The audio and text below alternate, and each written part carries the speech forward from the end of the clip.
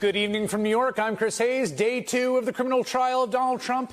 And today we heard in great detail how Trump and his gang conspired to hide all his worst secrets, well, at least some of them, while Trump and his lawyer continued to stretch the patience of Judge Juan Merchan. Now, the morning started with a hearing on the gag order that judge had already issued, which Trump has repeatedly and flagrantly been violating on social media and elsewhere. We will have more on that later in the show, but suffice to say, the entire event was a huge embarrassment for Trump's attorney, Todd Blanche. Like every Trump employee, Blanche, once an assistant U.S. attorney for the Southern District of New York, was forced to repeatedly debase himself in service of his boss, because if you agree to work for Trump, the threshold qualification is to be the kind of person who only cares, first and foremost, about pleasing him rather than, well, doing your job. In fact, in his opening statements on Monday, Blanche went out of his way to let everyone know he was speaking to an audience of one when he insisted on referring to his client, criminal defendant, and private citizen, as President Trump, and then saying, quote, "You're going to hear me refer to him as President Trump. This is a title he has earned because he was our 45th president. We will call him President Trump out of respect for the office he held from 2017 to 2021. But as we saw today, as we will likely continue to see, as we've seen in many, many different venues, in many different situations, pleasing Donald Trump and doing your job, in this case providing him the best legal representation, often a mutually exclusive choice. That theme continued when longtime publisher of the National Enquirer, David Pecker, took the stand again this afternoon for a second day of testimony. Pecker outlined how, while running the National Enquirer, he worked with Trump and Michael Cohen to both suppress negative stories about the then presidential candidate and to plant negative and presumably baseless stories about Trump's political opponents. Quote, Michael Cohen would call me and say, "We would like for you to run a negative article on, let's say, for argument's sake, on Ted Cruz." Then he would send me information about Ted Cruz or Ben Carson or about Marco Rubio. That was the basis of our story, and then we would embellish it from there. Upon further questioning, Pecker clarified, quote, "Michael Cohen wasn't part of the campaign. When he said we, I thought he was talking about himself and Mr. Trump." It sounds like Pecker believed that he was acting at the direction of Donald Trump when he published stories like this about Texas Senator Ted Cruz, who challenged Trump in the 2016 primary, having extramarital affairs with multiple women, 5 secret mistresses, actually. Or this story, remember this one? This one got a little bit of attention, which Pecker admitted to making up, linking Cruz's father to the John F. Kennedy assassination. Remember that one?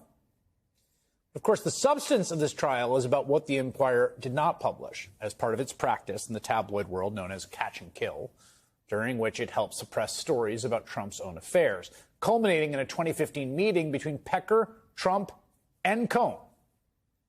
Tonight, a person familiar with the matter tells NBC News in August 2015, candidate Trump was in the room when Cohen and National Enquirer publisher David Pecker discussed ways Pecker's company, AMI, could help quash negative stories about Mr. Trump's relationships with women. That was from 2018 when that meeting was first reported. Now, according to Pecker, in that 2015 meeting in August, he told Trump and Michael Cohen, quote, "I said that anything I hear in the marketplace, if I hear anything negative about yourself or I hear anything about women selling stories, I would notify Michael Cohen, as I did over the last several years. I would notify Michael Cohen, and then he would be able to have them kill in another magazine or have them not be published, or somebody would have to purchase them." Today's testimony ended with something of a cliffhanger as Pecker began to outline the plan to pay off Playboy model Karen McDougal to cover up her own story of an affair with Trump. According to Pecker's testimony, one of his editors approached him in the spring of 2016 about McDougal with the understanding that she wanted someone to purchase and bury the story of her affair. Pecker says he contacted Michael Cohen, who insisted on communicating through an encrypted app. Cohen apparently grew increasingly agitated as Pecker's editor worked to vet McDougal's story, with Pecker saying, quote, "He kept on calling, and each time he called, he seemed more anxious." Adding, quote, "I assumed he had the conversation with Mr. Trump, and Mr. Trump was asking Michael Cohen, did we hear anything yet?" Pecker also testified that Trump called him directly about the McDougal story, with the then candidate saying, quote, "I spoke to Michael, and, quote, he told me about Karen, and Trump said to me, what do you think?" Pecker said he told Trump to purchase the McDougal story, The former editor will resume his testimony on Thursday. We have the day off tomorrow for the trial, but we already know how this story ends. The Inquirer paid McDougal $150,000 for the rights to her story and her silence. But here's the asterisk, which is great. Trump was supposed to repay Pecker. Pecker wasn't just like doing this as charity. He was the pass-through, if you will. But Trump did what he always does. He stiffed him on the bill, $150,000, which is why Michael Cohen was the one forced to pay Stormy Daniels out of his own pocket. And that, of course, is why Trump was ultimately in court today. Lisa Rubin is an MSNBC legal correspondent who's been watching from inside the courtroom. Andrew Rice, also in the courtroom today. He's a writer at New York Magazine, where he just profiled Trump's defense attorney, Todd Blanche, in a new cover story, and they join me now. Great to have you both here. Let me just start top-line impressions from the day today, Lisa. I think my top line impression is that David Pecker has a whole lot to say. One of the things that he said at the very beginning was he was asked how often he communicated with Trump. And he said after Trump became a candidate, their conversations increased, not decreased. You would expect a presidential candidate would get so busy that they wouldn't really have time for their old friend David Pecker. And yet they still found time to meet once a month, talked on the phone roughly once a week, and sometimes more. We heard about two of those conversations today, bookended sort of the beginning and the end of the testimony, that August 2015 meeting that you talked about, and that phone call during 2016 about Karen McDougal having been vetted and what Trump wanted to know about that conversation. I have to assume there are a lot more conversations that David Pecker had directly with Donald Trump, and that the prosecution is going to elicit testimony about them in the ensuing days. Andrew, what did you think? I mean, I thought the most relevant thing to watch was actually sort of the ongoing dichotomy between what's going on inside the courtroom and what's happening outside the courtroom. And I think that it came into relief, really, when at the beginning of the day, when there was a hearing about whether Donald Trump was going to be held in contempt for some of the things that he had said on Truth Social about witnesses, even about a juror in the case. And Todd Blanche, the guy that I profiled in the story, got up and said, you know, that our client has a right to talk about the two systems of justice that are being shown here in this courtroom. And I think this is something that we're going to see a lot, which is basically Donald Trump is not, if he can win an acquittal or if he can win a mistrial, that's great for him, but he's running against the system. Well, okay, let's follow up on that, because Blanche also at one point says to Mershon, and we're going to talk about this in a second in greater detail, but he says, like, he's doing his best or something, or like, we're trying our best, and that's when Mershon says, like, you're losing credibility. Like, come on, buddy. What is Blanche's angle here? Like, if it is the case that your understanding of Trump's approach to this is not primarily legal, that it's primarily about this sort of making this broader case in the court of public opinion, is Blanche on board with that strategy?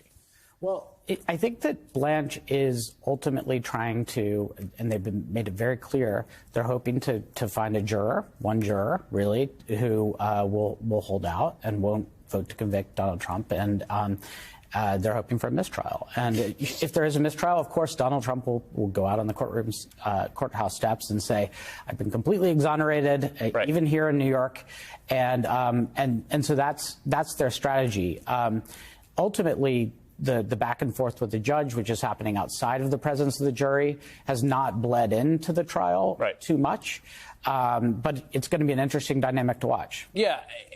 In terms of this, you know, the Pecker testimony and the notion of like a mistrial, I mean, one of the things that just going back to the transcripts is just sort of striking me again. And maybe this is such an obvious point, but just indulge me for a second, is like, you know, sometimes you'll have like in a classic sort of mystery courtroom drama, there's a question of like, was it that person driving the car? Did this actually happen? In this case, it's like, it's clear as day all this stuff happened. It's clear as day. Like, is there any real doubt that David Pecker met with Michael Cohen and Donald Trump, that they set up the catch and kill? I mean, I guess you could think that Pecker's lying and that Michael Cohen's lying and that all the, but the basics of the story that's being presented here just seem to me like pretty much bedrock solid. Yeah, but let me push back on that a little Yeah. bit. I think that one of the things that the prosecution has to establish, and was surprising to many people in the courtroom, is the extent of Donald Trump's own involvement here, which of course As is the bar here. Yes, Yeah, right. which is necessary not only contextually, but to prove the crime. The other thing is we all know about what I'll call the antecedent story, the setup of the hush money payments. The thing that the prosecutors have to really prove, though, to show falsification of business records Right. as a felony, is that there was a cover-up with the intent to commit or conceal a crime. And tying Donald Trump expressly to that, I think, is something that none of us have really seen their evidence about yet. And we're all looking for it. Totally. But I guess my point is that on this part of it, right, Yes. which is not the criminal part, it's just like, did this arrangement happen? It just seems clear that it did happen. I mean, again, I'm not in the jury, but just from the reporting we have, from the testimony, and I also wonder, because I can't quite get it from the transcript. From the transcript, Pecker seems pretty comfortable and forthcoming as a witness. How would you describe him? I thought that it was, maybe I'm naive, but I thought it was pretty shocking to hear him talk with such total frankness. Yes, about the exactly. That's how it comes transactional off. Nature of the relationship that he had with Donald Trump, and he actually quite candidly said on the stand that this was not normal. This was even by the standards of the National Enquirer. These transactions were not normal. They had a very special relationship with Donald Trump that they had forged, and they wanted to see Donald Trump elected president, and they were acting sort of as an adjunct arm of the campaign. And that, I mean, this has nothing to do with the criminal trial per se, but just as disclosures go. The part about the seeding negative stories, like he would just send us stuff and that is shocking and would be in any other media enterprise an unbelievable scandal, and also gives you a little sense of how Donald Trump projects his view of the media. Like his view of the media being like they all function like that because that's what Correct. the Enquirer did for me. Yeah, I mean, I think the other thing that sort of was lost until today is what is David Pecker getting out of this? And in complimenting and praising Donald Trump, that's what made his testimony so damning. He said he was the top celebrity among Enquirer readers, that he was knowledgeable about his business, that he was detail-oriented, micromanagerial. All the things that he said about Donald Trump that were complimentary are eventually going to be his doom as Pecker tells his story. And also there's a little bit of a time machine thing about going back to The Apprentice as a hit show, and I'm trying to sell magazines, man, and this guy's got a big show and he moves product. So Correct. We need to be close to him. Lisa Rubin and Andrew Rice. That was great. Thank you very much. Thank you.